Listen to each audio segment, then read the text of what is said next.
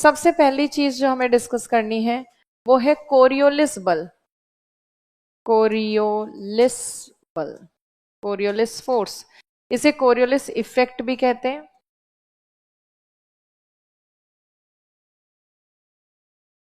इसको थोड़ा सा डिस्कस करेंगे।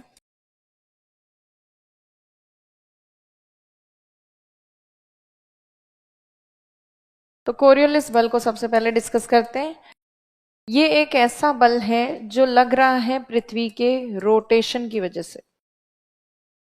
रोटेशन, और अर्थ रोटेशन करती है वेस्ट से ईस्ट की तरफ, पश्चिम से पूर्व की तरफ पृथ्वी घूमती है अपनी धुरी के चारों तरफ, पश्चिम से पूर्व की तरफ। रोटेशन को ही हिंदी में कहा जाता है परिभ्रमण, इसी को घूर्णन भी कहते हैं। तो घूर्णन के कारण लगने वाला ये बल है, और अगर अर्थ रोटेशन छोड़ दे तो शायद कोरियोलिस फोर्स भी लगना बंद हो जाएगा। कोरियोलिस बल इस रीजन से लग रहा है।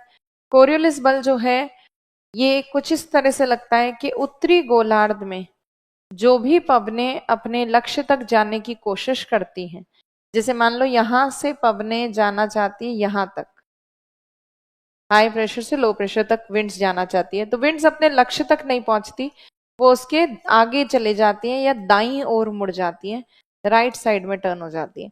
दक्षिणी गोलार्ध में जहां पे भी पवनें जा रही होती है वो उसके लेफ्ट साइड में टर्न करती है। ये जो है यही कोरियोलिस बल है।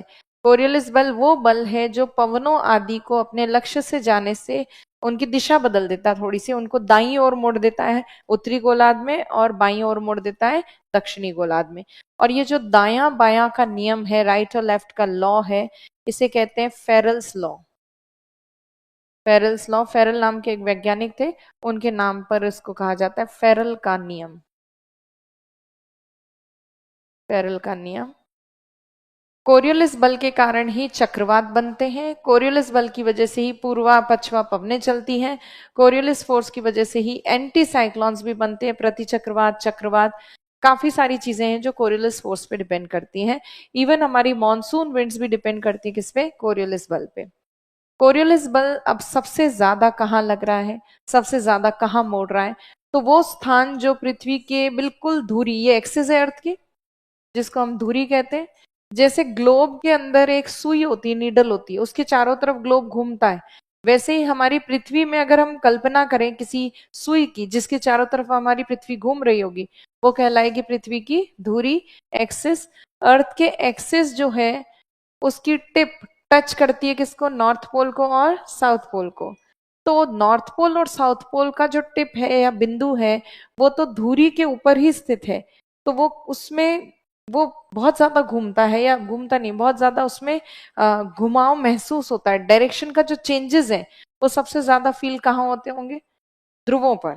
तो सबसे ज्यादा कोरियोलिस फोर्स कहाँ लगता है? पोल्स पर लगता है, ध्रुवों पर लगता है। सर्वाधिक कोरियोलिस बल पोल्स पर, ध्रुवों पर लगता है। Highest Coriolis force, highest CF Coriolis force, दोनों ध्रुवों पर सर्वाधिक कोरियोलिस बल। और विषुवत रेखा जो होती है वहां पे सबसे कम कोरियोलिस फोर्स लगता है। 0 डिग्री कहते हैं इक्वेटर को, 0 डिग्री पर कोरियोलिस फोर्स की वैल्यू भी 0 है।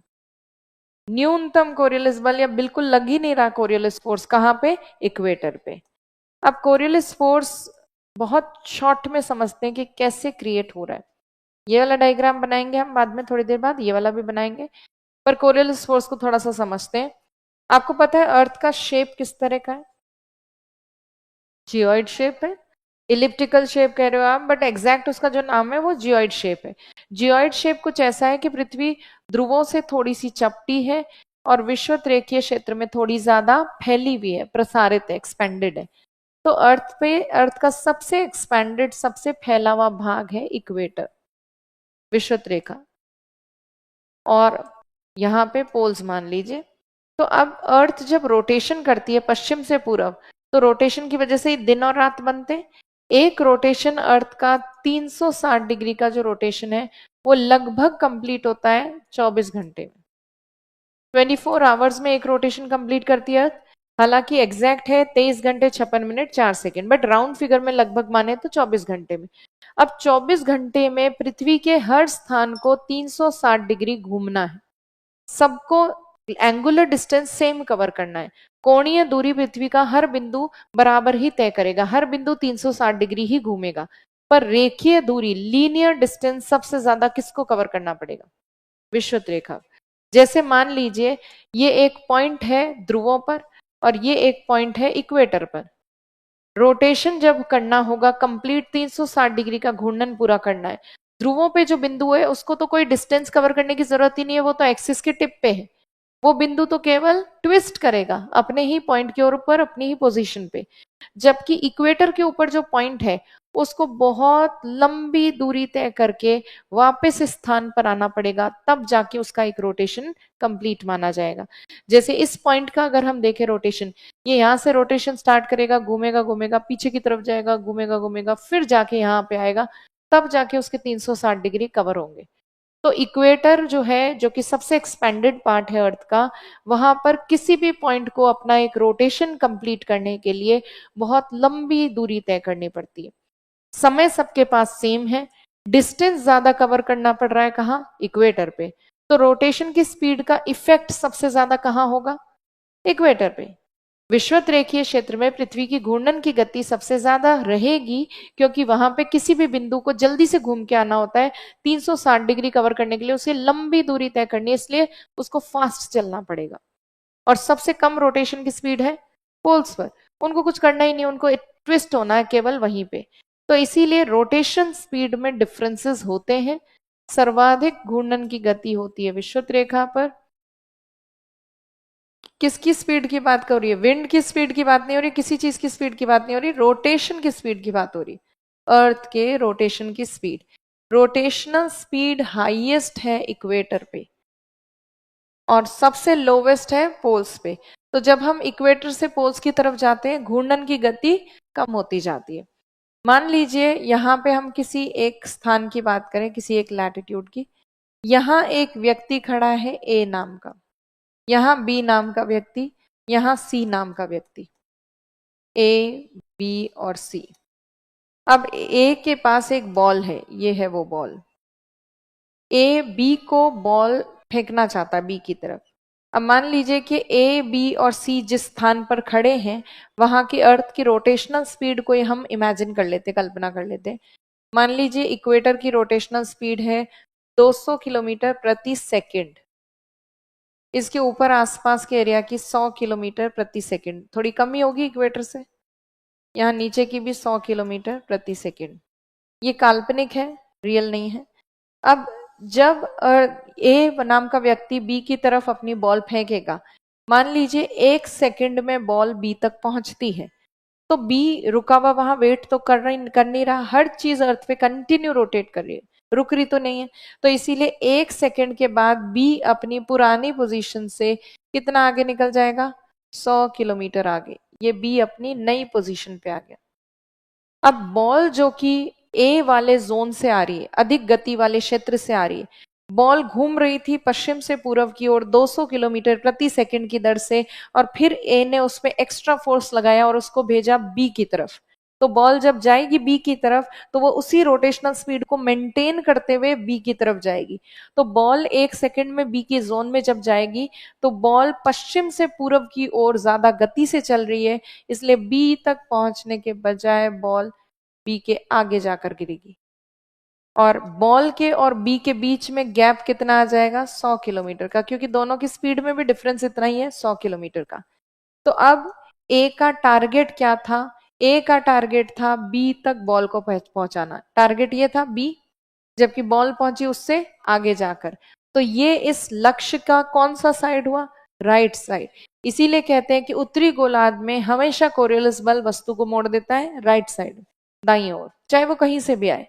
अब सेम चीज अगर सदर्न हेमिस्फीयर में होती, 1 सेकंड में बॉल जब तक सी तक पहुंचती तब तक सी निकल चुका होता 100 किलोमीटर आगे, पर बॉल सी तक पहुंचने के बजाय बॉल तो सी से भी ज्यादा आगे जाकर गिरती। तो इसका मतलब जिस लक्ष्य की तरफ बॉल भेजनी थी सी की तरफ, वो उससे आगे जाकर गिर गई, आगे जाकर गिरी। तो लक्ष्य था सी, लक्ष्य मतलब बॉल का फेस किस तरफ था फेंकते वक्त, नॉर्थ से साउथ की तरफ, बॉल अपने टारगेट से आगे गिरी, तो ये कौन सा हैंड है, लेफ्ट साइड। तो लेफ्ट हैंड साइड पे टर्न करता है कोरियोलिस फोर्स सदर्न हेमिस्फीयर में, दक्षिणी गोलार्ध में। तो कोरियोलिस फोर्स का ये नियम इस तरह से डिराइव किया गया है, निकाला गया है। उत्तरी गोलार्ध में हमेशा दाईं ओर घुमाएगा कोरियोलिस बल, दक्षिणी गोलार्ध में हमेशा बाईं ओर घुमाएगा, लेफ्ट साइड में। ये आपका लेफ्ट और राइट नहीं है, ये किसका लेफ्ट और राइट है, जो ऑब्जेक्ट मूव कर रहा है उसका लेफ्ट और राइट है।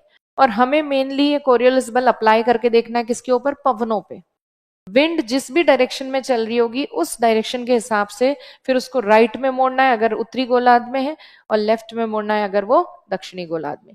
क्लियर है कोरियोलिस बल। तो कोरियोलिस बल पृथ्वी के परिभ्रमण या घूर्णन के कारण लगता है, रोटेशन की वजह से लगता है। कोरियोलिस बल के कारण वस्तु जो है, खास तौर पे फ्रीली मूविंग ऑब्जेक्ट्स जैसे कि पवने आदि, मुक्त रूप से गति कर रही वस्तुएं मुड़ जाती। फ्रीली मूविंग क्यों बोल रहे हैं, क्योंकि अगर कोई चीज इंजन से चला रहे हो, मोटर लगी हुई उसमें, तो वो तो अपनी डायरेक्शन चेंज कर सकती है। फ्रीली मूविंग जिसमें कोई इंजन मोटर नहीं लगा हुआ, वो कोरियोलिस फोर्स की वजह से टर्न होता है, नॉर्दर्न हेमिस्फीयर में राइट साइड में, सदर्न हेमिस्फीयर में लेफ्ट साइड में। इस नियम को कहते हैं फेरल का नियम। सबसे ज्यादा कोरियोलिस बल लगता है ध्रुवों पर, सबसे कम जीरो लगता है कहाँ, इक्वेटर पर। इसी कोरियोलिस बल की वजह से पवनें चलती हैं, इसी की वजह से चक्रवात बनते हैं, साइक्लॉन्स, एंटी साइक्लॉन्स, सब कुछ कोरियोलिस फोर्स से बनता है। मॉनसून विंड्स को और मॉनसून को समझने के लिए भी कोरियोलिस फोर्स सबसे इंपॉर्टेंट है। क्लियर है कोरियोलिस फोर्स। तो कोरियोलिस बल को, ये वाली चीजें तो सिर्फ हमारे समझने के हिसाब से थी, हम केवल ये वाले पॉइंट्स लिखेंगे, ये नहीं करेंगे। तो आप ये वाला डायग्राम बनाएं और ये वाला बनाएं, और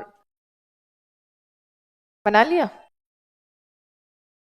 अच्छा बनाओगे ये वाला, चलो बनाओ जो बनाना है। ये दो तीन डायग्राम है, मेन आपको ये वाला और ये वाला डायग्राम बनाना है, फेरल का नियम लिखना है, और शॉर्ट में मैं आपको 2 लाइन लिखवा भी दूंगी, पर आप, हाँ, हम्म, हाँ, हम्म, हम्म। अर्थ पश्चिम से पूरब घूम रही है, इसीलिए उत्तरी गोलार्ध में वो दाईं ओर मोड़ रही है वस्तुओं को, और दक्षिणी गोलार्ध में बाईं ओर मोड़ रही है।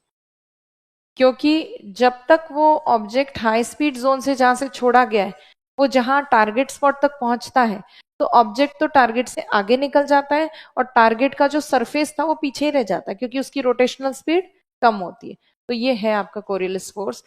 जैसे आपने कभी वो देखा है मैरी गो राउंड नाम का झूला, पार्क में एक गोल प्लेट होती है जिसमें 4 बच्चे बैठते हैं, उसको गोल गोल गोल गोल घुमाया जाता है, और उसमें आमने सामने 2 बच्चे बैठे हैं मान लीजिए, और एक बच्चा बॉल लेके बैठा हो और झूले को घुमाना शुरू किया जाए, और बच्चा अपने सामने वाले बच्चे को बॉल फेंकने की कोशिश करे, वो पूरा टारगेट करके फेंकेगा। सपोज मैं मैरी गो राउंड झूले पे चल रही हूँ और आप भी चल रहे हो, और मैं सामने वाले को बॉल फेंकी, जब तक मैं बॉल फेंकूंगी बॉल हवा में रहेगी, हवा में वो स्ट्रेट पाथ को फॉलो कर रही है, पर जब तक वो बॉल उस स्पॉट पे पहुंचेगी तब तक वो बच्चा आगे निकल चुका होगा, तो वो किसी और बच्चे को मिलेगी, और टारगेट जिसने भेजी थी वो भी आगे निकल चुका है, तो वो तो उसी बच्चे को देख रहा है जिस बच्चे की तरफ उसको बॉल फेंकनी थी, तो वो देख रहा है अरे रे मैंने तो इसको भेजी थी, ये तो इधर चली गई बॉल, ये तो इस टारगेट के राइट साइड में चलेगी, जबकि बेचारी बॉल कुछ नहीं करी, बॉल तो हवा में स्ट्रेट पाथ में चल रही है, उसके नीचे का सरफेस ही खिसक गया। इसीलिए ये इफेक्ट क्रिएट होता है, ये रियल फोर्स नहीं है, बॉल मुड़ी ही नहीं है, बॉल तो स्ट्रेट पाथ फॉलो कर रही थी। तो ये कोरियोलिस फोर्स केवल एक आभास है, ये एक आप कह दो इल्यूजन है, जो क्रिएट हो रहा है किसकी वजह से, अर्थ के रोटेशन की वजह से। हाँ, हाँ, हवा तो बेचारी सीधी जा रही थी, जैसे बॉल सीधी जा रही थी, पर उसके नीचे का सरफेस ही मूव कर गया, तो उसकी वजह से ये इल्यूजन क्रिएट होता है। इसलिए कोरियोलिस फोर्स एक रियल फोर्स नहीं है, ये एक स्यूडो फोर्स है, ये कृत्रिम, मतलब आप ये कह लो रियल फोर्स नहीं है, केवल एक प्रभाव मात्र है, जो हमें लग रहा है, आभास हो रहा है, सिर्फ इसलिए क्योंकि हम सब घूम रहे हैं।